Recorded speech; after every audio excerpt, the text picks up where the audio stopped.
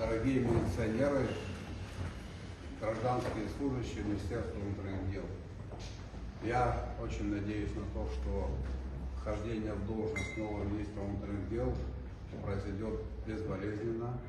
Я уверен в том, что никаких необдуманных резких шагов новый министр предпринимать не будет.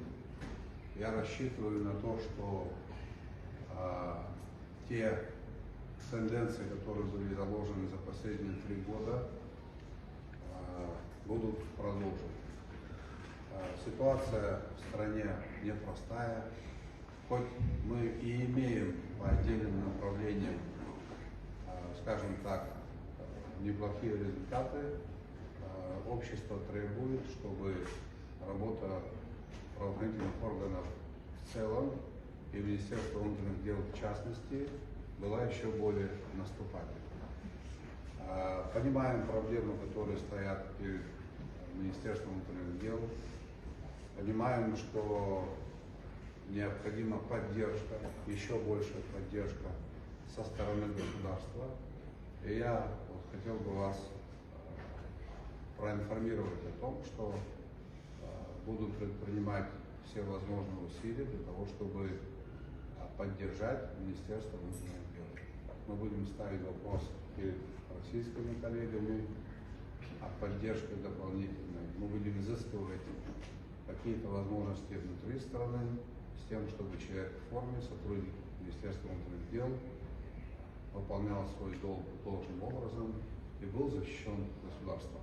Мы входим в такой этап становления государства, когда эти задачи мы обязаны решить, и мы их решим. Они напрямую связаны с возможностями нашей экономики. И те вопросы, которые сегодня выносятся на повестку дня, и вопросы, которые идут очень тяжело, по разным причинам. Не потому, что они не проработаны, не потому, что они неправильные, а потому, что есть люди, которым это не нравится.